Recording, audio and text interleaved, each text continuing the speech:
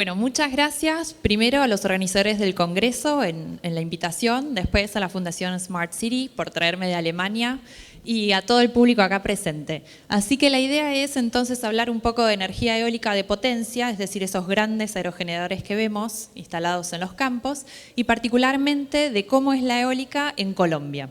Así que vamos a dar comienzo. Bueno, esta es la matriz energética de Colombia. Vemos que un 70% de la matriz energética está compuesto por lo que es hidráulica y solamente 1,4%, es decir, casi nada, son lo que se llama no convencionales o en Colombia se llama fuentes no convencionales de energías renovables. Hablamos de biomasa, eólica, solar.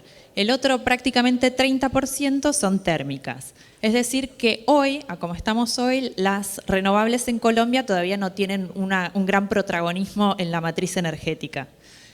Pero esto va a cambiar porque la eólica está tomando mucho terreno a nivel mundial por varias razones, pero principalmente podemos decir justamente porque es renovable, es decir que el viento se renueva, no se agota, siempre va a haber viento.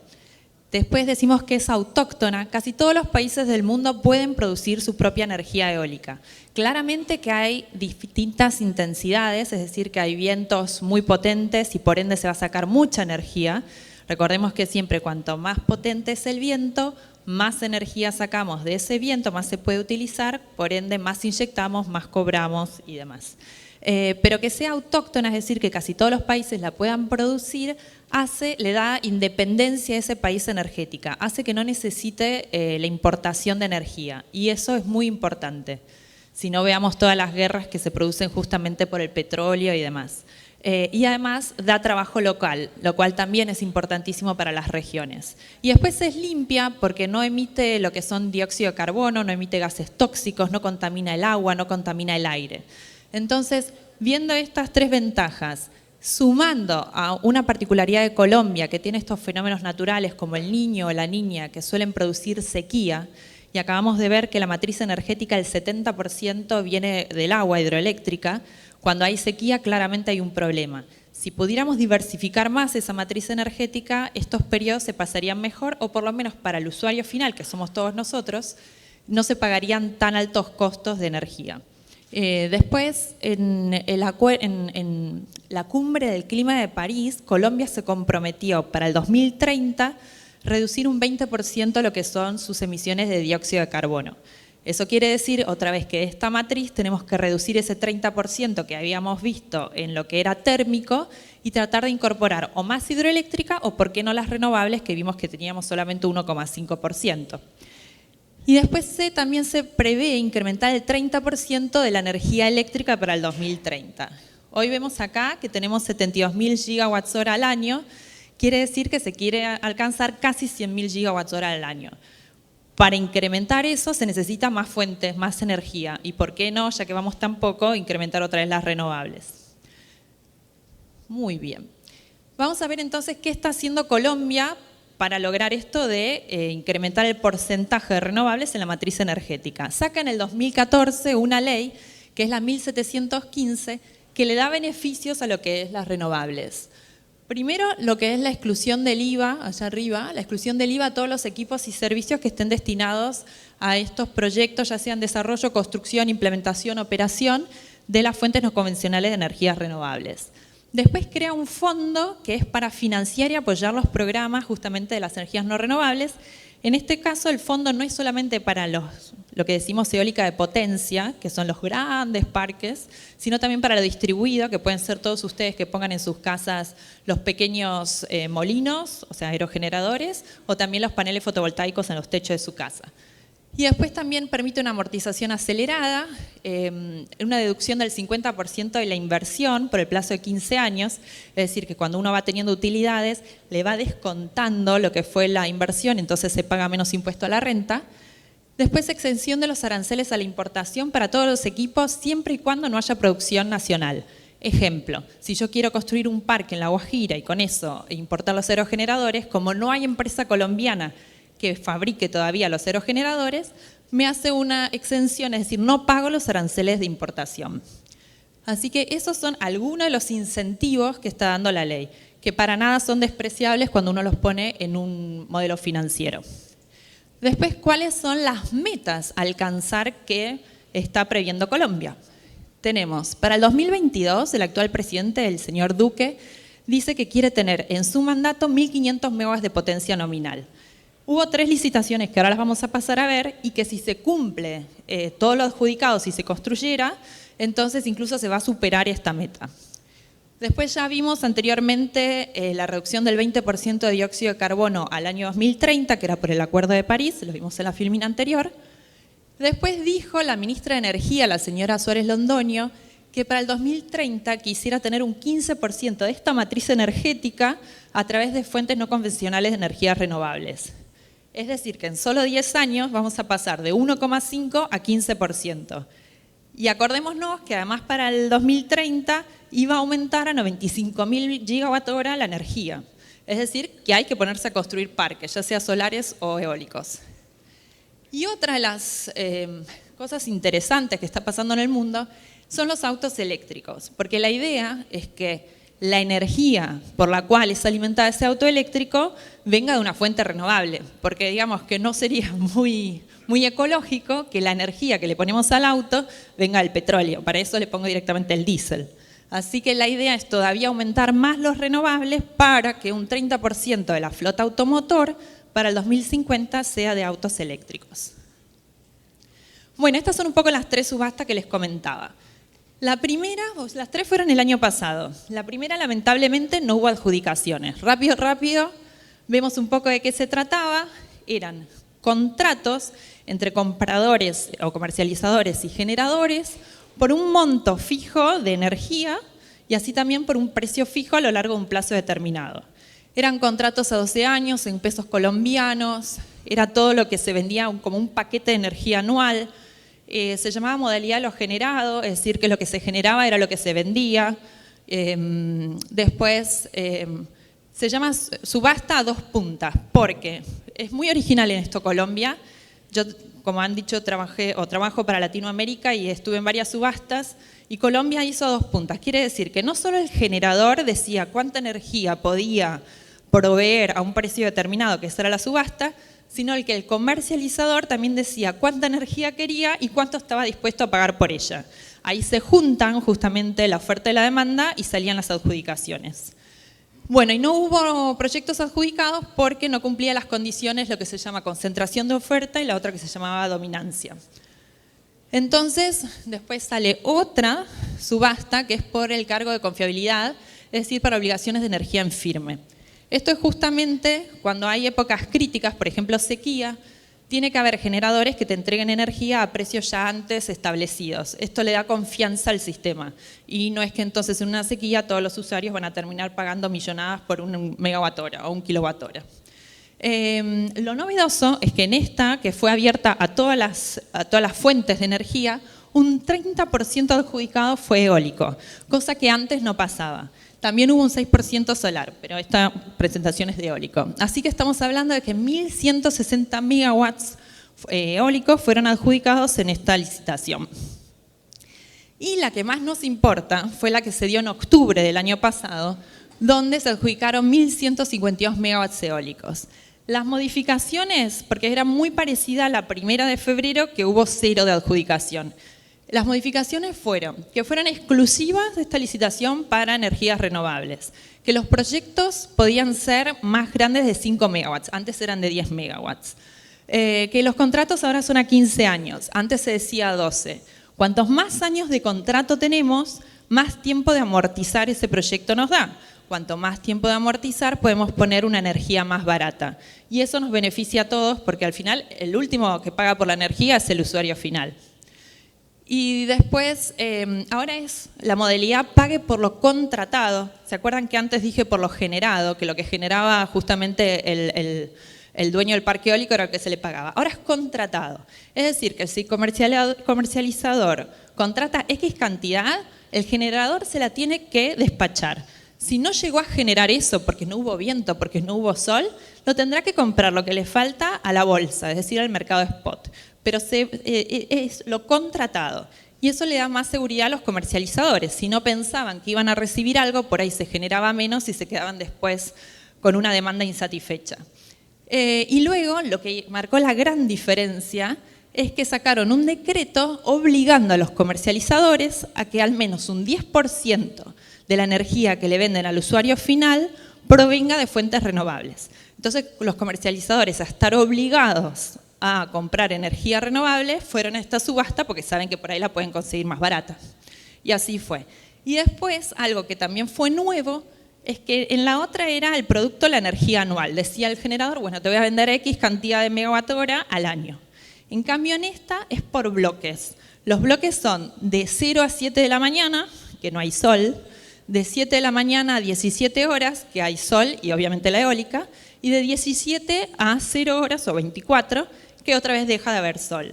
Entonces se podía ajustar más lo que es la demanda, ya sea con la fuente de tecnología como también con los precios, porque el comercializador ya sabía cuánto paga en la bolsa de 7 a 17 y con eso podía hacer una mejor oferta competitiva.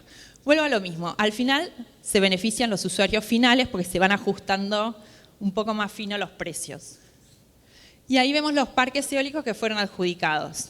El último que está en azul es por un mecanismo complementario, que también se asignó el gobierno en esta última licitación. Si la demanda objetivo era más alta a lo adjudicado, había un mecanismo para seguir adjudicando y con eso completar lo que era el objetivo de megawatts a adjudicar. Bueno, ahora vamos a lo que es el desarrollo de un parque eólico. Hasta recién vimos cómo está Colombia, qué hizo Colombia y qué quisiera hacer Colombia. Ahora vamos a ver cómo se hace un parque eólico.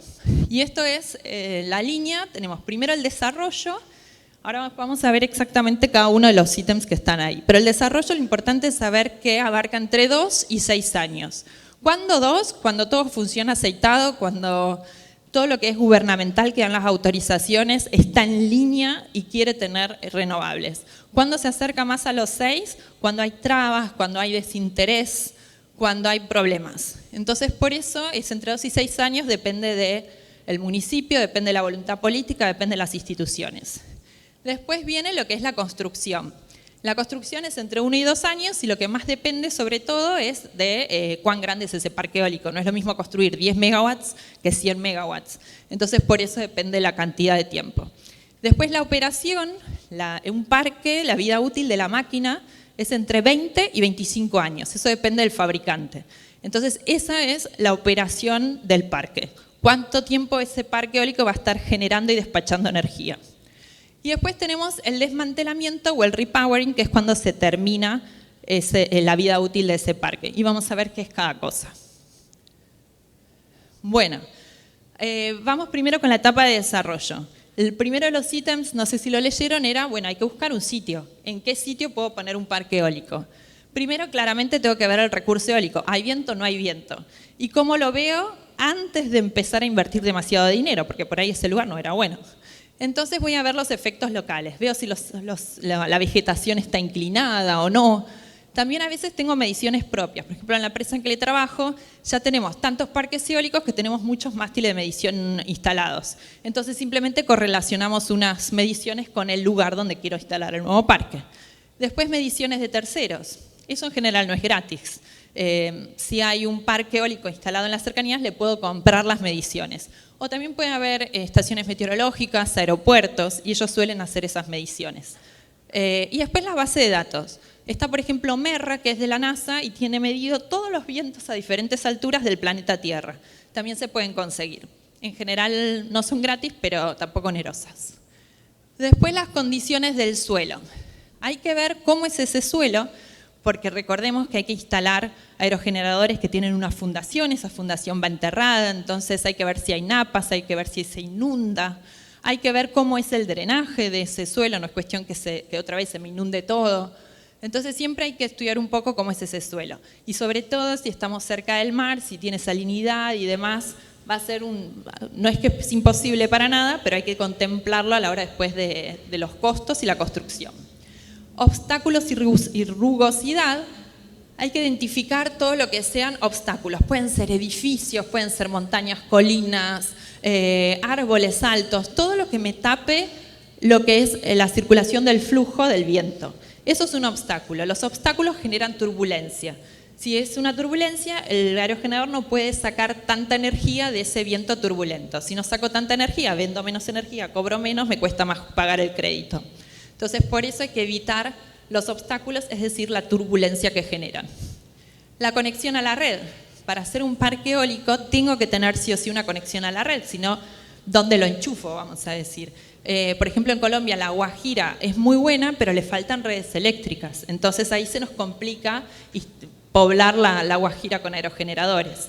Y no solo hay que ver que se pueda conectar al SIN, al Sistema de Interconexión Nacional, sino también que esa línea, que por ahí vemos que pasa un cable, tenga todavía capacidad de inyección. Es decir, que podamos todavía inyectar energía en ese cable. Y después los caminos de acceso. Muy lindo todo lo anterior, pero si no puedo llegar con los aerogeneradores porque no hay rutas, ¿cómo hago también? Pensemos que una sola pala de aerogenerador por ahí tiene 100 metros, es como una cuadra, o sea, 100 metros de distancia. Entonces, eso hay que cargarlo en camiones. Después están las torres que son de hormigón y pesan muchísimo con acero. Tengo que tener caminos y tengo que estudiar. ¿Hay puentes? Sí hay puentes. ¿Puede soportar que pase el camión con semejante peso? ¿Hay curvas? Sí hay curvas. ¿Cómo doblo con una pala que la pala no se dobla? ¿Hay carteles que voy a tener que subir todos? Entonces, esas cosas hay que evaluarlas. Y después los aspectos ambientales, que no vaya a ser una reserva natural, que no sea una ruta migratoria de aves. También hay refugios indígenas. Está todo lo que son zonas arqueológicas. Entonces, no nos metamos donde sabemos que no vamos a poder hacer un parque eólico. Cuando todo esto decimos, sí, lo cumple este sitio y me gusta, ahí entonces tenemos que hacer un contrato de disponibilidad de tierras con el propietario, que puede ser privado o puede ser público, a lo que llaman los baldíos. Y en general se tiene que hacer como mínimo por 25 o 30 años, porque ya habíamos visto que todo lo que era el desarrollo llevaba muchos años. Y jamás recomiendo primero hacer todo el desarrollo y después hacer el contrato de disponibilidad de tierras, porque ahí claramente el propietario va a cobrar más cara esas tierras. Entonces, cuando ustedes, sin invertir dinero casi, descubren que ese sitio es bueno para instalar un parque eólico, ahí se hace el contrato de disponibilidad de tierras. Llámese usufructos, arrendamientos, servidumbre. Lo que más se recomienda es el usufructo, porque se inscribe en el registro público de propiedad. Bueno, ahora ya tenemos el lugar identificado y ya tenemos la disponibilidad de las tierras. Podemos usar esas tierras. Entonces empezamos con lo que es la evaluación del recurso eólico, que es como el corazón de nuestro parque. Tenemos que poner un mástil anemométrico. El mástil suele estar a 100 o 120 metros de altura, tiene lo que son lo que llamamos el anemómetro Robinson, que es esto, que es el de copas. Bueno, ya hice el lío. Ahí está. Como suelen estar en el medio de la nada, suelen ser alimentados con energía solar, es decir, con un pequeño panel fotovoltaico. Todas las mediciones las van registrando en un data logger, que es el que vemos como esa computadora. Después, con esos datos, ¿cómo se registra? Mínimo un año. Y guarda que hay que hacerlo bien y a conciencia, siguiendo ciertas normas. La más importante es la IEC 61400, porque si no está bien hecho, el banco, otra vez, según cuánto viento tenemos, es cuánta energía vamos a poder obtener de ese viento. Esa energía es la que inyectamos a la red y la vendemos, por eso cobramos dinero y con ese dinero se lo pagamos el crédito al banco. Entonces, el banco lo primero que pregunta es, ¿cuál es la velocidad de viento? ¿Cómo te va el viento? Entonces, por eso hay que hacer una medición a conciencia. Si el banco ve que esa medición estuvo mal hecha, entonces tiene más riesgo, y más riesgo es más tasa de interés. Para un banco, todo lo que le parece riesgoso te sube la tasa de interés. Si no sube la tasa de interés, tengo que cobrar la energía más cara. Si cobro la energía más cara, por ahí pierda la subasta. Entonces, cuidado con eso. Los registros son 10 minutales, se toma siempre en forma real, pero cada 10 minutos se toma una media, y eso es lo que vamos evaluando, porque por ahí hay ráfagas que si no nos sacarían como del eje. Bien. Y después se hacen los análisis. Se hace lo que es la curva de Weibull, que es esta. Esto es una rosa de energía, esto es la rosa de los vientos, según qué frecuencia en la dirección predominante del viento.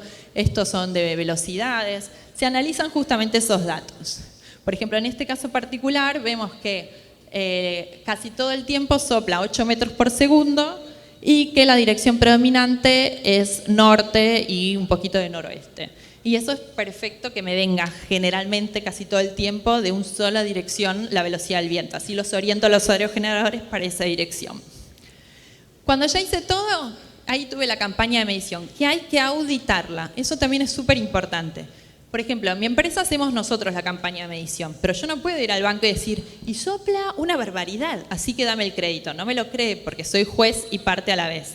Entonces, mi campaña de medición la tiene que venir a auditar un tercero y decir, sí, esta gente hizo bien las cosas.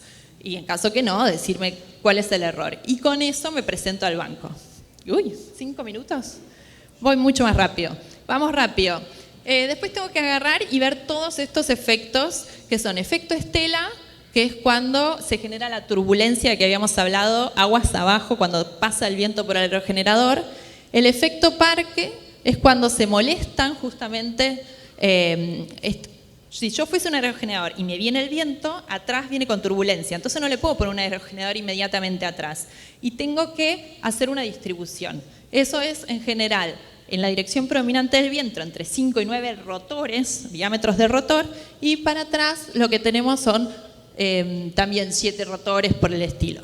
Después tenemos el efecto túnel. Hay veces que es bueno que esté entre dos colinas, porque entonces se comprime el aire y aumenta la velocidad. A veces está lo que es el efecto colina, que es cuando pongo los aerogeneradores arriba de una colina, de una meseta, entonces también se comprime el aire y cuando llega arriba se expande. Si no, seguramente todos habrán escalado alguna montaña y cuando llegan a la superficie el viento casi que los vuela. Bueno, eso es bueno para la energía eólica.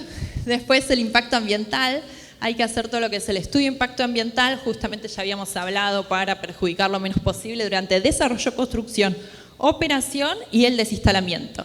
La alteración del paisaje, amo la energía eólica, pero molesta el paisaje porque se ven los aerogeneradores y eso a mucha gente le disturba. Entonces hay que tratar de hacerlo de una forma que disturbe menos.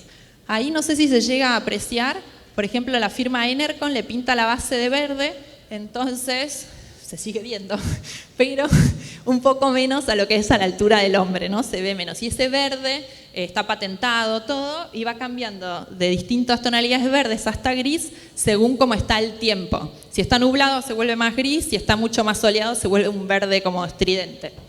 Y en el otro podemos ver cómo siguió acá todo lo que es la alineación del paisaje, siempre intentando disturbar lo menos posible. El ruido puede ser mecánico o aerodinámico. El mecánico es el que viene de los engranajes, cada vez la tecnología va aumentando, entonces cada vez se escucha menos. Hoy en día molesta más en el campo el ruido del viento y las hojas que el aerogenerador a la distancia mínima por ley que lo tienen que poner. Y después el aerodinámico es el ruido del viento chocando con las palas. Y la sombra, bueno, son ovejitas que están a la sombra del aerogenerador, pero es verdad que también hay veces que las palas del aerogenerador se interponen con el sol y produce como un parpadeo, que se lo llama efecto discoteca. Y es como cuando yo molesto a alguien con el reloj en la cara, haciendo con el sol, bueno, y si eso te da en la ventana, no es muy lindo, hay que decir. Bueno, siguiendo más rápido, porque se me acaba el tiempo. Las autorizaciones. Para resumir, son 3. Las ambientales, tengo que tener una autorización ambiental para hacer este parque eólico, para tratar de dañar lo menos posible, la tiene que aprobar la Autoridad Nacional de Licencias Ambientales. Tengo que hacer estudios eléctricos para justamente obtener las autorizaciones eléctricas, que son de habilitación de conexión, que te la da la UPME, y después en caso que aplique el cargo de confiabilidad que habíamos visto que era para las situaciones críticas, en la licitación número 2 que vimos, esa te la da la CREC. Y después todo lo que es incentivo económico que ya vimos con el que te daba la ley. No hay que perderse esos incentivos económicos. Entonces hay que hacer una solicitud declaratoria de utilidad pública. Y eso te lo da el Ministerio de Minas y Energía. Todos los proyectos eólicos hay que anotarlos en la UPME y tienen 3 fases. La fase 1 es bien la de prefactibilidad, cuando recién estamos reconociendo el sitio y demás, y te dan un certificado que vale 2 años. La segunda fase es la de factibilidad, y se profundizan todos los estudios de la etapa anterior, ambientales, eléctricos. Y ya se dispone de lo que es las tierras y se hace una ingeniería básica. Y eso te dan un certificado de 1 año. Y la tercera fase es la ingeniería de detalle. Se hace una ingeniería de detalle, ya se consiguieron las autorizaciones que vimos ambientales y eléctricas, se presenta un modelo financiero y un cronograma de cómo se va a ejecutar esa obra. Y ese certificado dura o 1 año o hasta que inicie la construcción. Muy rápido. Vamos a ver cómo se obtiene un PPA. No me pongas ese cartel. Que es el contrato, PPA son las siglas en inglés de un contrato de compraventa de energía. Hoy actualmente tenemos 3. Los contratos bilaterales, como puede ser el de una licitación, donde tenés bilateral porque hay alguien que compra, que es el comercializador, y alguien que vende, que es el generador. O puede ser uno de industria privada, por ejemplo. Puede ser autogeneración, las grandes industrias a veces les conviene autogenerar su energía eólica, pero ahí necesitan entonces un contrato de respaldo en caso que justo no tengan viento o si es solar no tengan sol y necesitan la energía, bueno, ¿quién se la va a proveer? Y después el mercado diario, que es la bolsa o lo que se llama mercado spot y trabaja con precios marginales. Y esto lo pasamos rápido, que son las propuestas, que además de las licitaciones que vimos, que eventualmente se añadirían este año 2020 para las energías renovables, que es el mercado anónimo estandarizado, que es como si fuera un exchange, pero de futuro de energía. Y lo que se hace es tratar de amortiguar la volatilidad del precio de la energía. Y después la bolsa mercantil, que serían subastas recurrentes complementarias a las subastas que vimos. Y ambas será pague lo contratado. Es decir, que si el generador le falta, tiene que salir a comprar. Financiamiento. Hay varias modalidades. El project finance, que es cuando el propio proyecto es la garantía. Si no le llego a pagar al banco, el banco se queda con el proyecto. Un fideicomiso, que es cuando no confían en nosotros, entonces la plata del banco que me presta se la da a otro banco, que eso es el fideicomiso, y yo entonces le digo a este banco que me maneja la plata a quién le tiene que pagar y cuándo. Y todos los cobros por la energía no los recibo yo, sino este banco. Esto se da en países, por ejemplo, Argentina, que nadie confía porque seguramente va a caer en default y demás cada 3 minutos, entonces se hace el fideicomiso. Después, multilaterales de crédito son como el CAF, el BID, que son organismos de crédito que están formados por varios países para cooperación en lo que es internacional o regional. Después, las ECAs, que es para apoyar las exportaciones de un país. Ejemplo, Euler Hermes es de Alemania, y entonces si uno compra Enercon, que es industria alemana, la ECA le presta a quien compra. Por ejemplo, yo voy y compro a la Enercon. La ECA me da la plata a mí, la ECA le da la plata a Enercon, pero yo tengo la deuda con la ECA. Entonces Enercon pudo empezar a producir y despacharme los aerogeneradores y yo le pago ese dinero en 10 años. Los bancos de desarrollo, como el BNDES de Brasil, que dan tasas muy bajas y a largos plazos, y eso es para el desarrollo, por ejemplo, si es el de Brasil, para el desarrollo de servicios y productos brasileros, pero para dentro de Brasil y para afuera. Yo debería comprar productos brasileros. La plaza bancaria es como cuando uno se va a comprar una casa. Estos son bancos como el Itaú, Galicia, el Banco Francés y demás. Te piden una garantía, en general te dan hasta el 80% de lo que es el crédito y uno pone el resto. Y después, si no, las empresas tienen el mercado de valores, que es emitir acciones o emitir obligaciones negociables. Con eso se financian en vez de recurrir a un crédito. Ya me falta menos, ¿eh? Estructura de costos. Bueno, esto, para resumir, el que más se lleva son los aerogeneradores. Entonces, si ustedes están en un parque eólico y quieren realmente marcar la diferencia, vayan con el proveedor de aerogeneradores y pídanle un descuento. Porque por los otros, por ahí la obra eléctrica lo que más se lleva es la estación transformadora. Pero si hay que invertir energía es en los aerogeneradores. Y después está todo lo que es la construcción del parque y vamos a diferenciar entre el que hace el EPC y la supervisión del EPC. El que hace el EPC es el propio constructor, que te tiene que asegurar la calidad del parque eólico, el costo. Si te dice que esto te sale 30 millones de dólares y a él le salió 22, qué bueno, el señor ganó 8 millones, pero si le salió 32 millones, problema de él, perdió 2. El tiempo, porque recordemos que todas estas licitaciones y a la UPME y todo, siempre le presentamos un cronograma y hay que cumplir con esos tiempos. Y las garantías, pues si uno no cumple con el tiempo, se nos ejecutan garantías. Bueno, que las ponga el constructor. Y la supervisión de la construcción, del EPC, que es Engineering, Procurement and Construction, justamente controla que se vayan cumpliendo esos 4 ítems. Y en caso que no, da aviso y da alerta. Sí, ya termino. Bueno, operación y mantenimiento, rapidísimo, preventivo y correctivo. Preventivo es antes que aparezca la avería, la falla, y justamente la idea es que no se descompongan los aerogeneradores. Y correctivo es cuando ya está el problema y hay que salir a repararlo rápidamente.